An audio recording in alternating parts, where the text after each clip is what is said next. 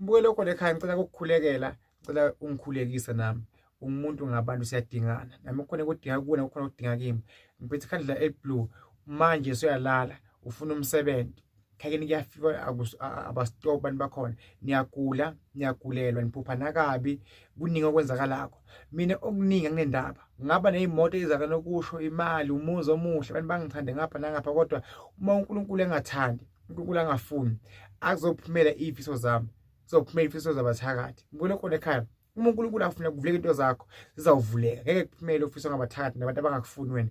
Indlela esikubona ngayo thina singabantu, sikubona ungumuntu useless, umuntu ongufika endaweni empilo, but uNkulunkulu ukubona wena ungumuntu ophakamayo. Ebuhlungwini ondlule kube emuva, ngicela ubiyeke, ungabufaka ekhanda.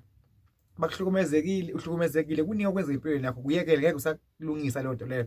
Vele yenzeke, asicale kabusha njengamanje. Mina ngicela ukukhulekela. Ubese ngiyacela sende SMS uthi Mthandazi Dlamini, mina ngikuphi endaweni ethini, ngicela ungikhulekele, nginenkinga kanje. Noma kasho ukuthi umbona wabani, because bese bayisa abanye abantu basizakala ngalokho. Kanti uyazi lokukhuluma kunabantu abangakhona ukubafundisa, abanye abasakholelwa. Omunye sojika lithawula nje athi uyalijiswe lento yenzeka.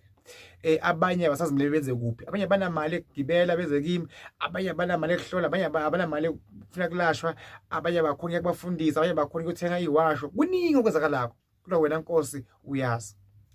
Moya oyingcwele nangombukelo khona ekhaya Jehova namandla Nkosi yamakhosi. Ufuna umsebenzi Nkosi yamakhosi, ufuna imali Jehova namandla, ufuna ukubusiseka Nkosi yamakhosi. Into zakhe eMongcwele eziningi ayihambi kahle uNkulunkulu phakathi amadlozi asekhaya kubo bawathebula, awahlangana, ayikho into ehlangana, ayikho into elungayo. Njengamanje ngibiza igama kaJesu ngithi mina Nkosi yamakhosi mphumelise umbukelo khona ekhaya malele ebusuku angaphuphi abangaphuphi adla. Usuke lesiciso nakonke okubi Jehova namandla menza ashade, benza lotsholo ubuhlungu endlule kubo, akathole umuntu oyofika amduduze, kube ngumduduze igama lemuntu oyofika amphilise, amlekele empilweni yakhe. Nkosi yamakhosi ngigcwele Jehova namandla mdala wezomhlaba, ngiyakuncenga Nkosi Nkosi ekhandlela eliblue. Ngisho umbukelo khona ekhaya ongibukela njengamanje, ubukela amavideo ami ngikhona ka YouTube Nkosi yamakhosi, ndala ka TikTok, ngithi uNkulunkulu amandla njengoba ngenza so uNkulunkulu phakade makuphila abantu uvuleke into zabo ezivalekile, kuvuleke umsebenzi, kuvuleke inhlanhla, ubunzima abantu baphuma ejele, abashwe into abangayazi, abaseyibhedlela abagulayo mababusise uNkulunkulu phakade, kuvulekela imizi, kuvulekela imishado ongena umnyaka yaphenya manje. Kukhona abangenalutho, abantu abeka imali but ayikho imali abayibekile, akukho kuphumelelako, okuya phambili.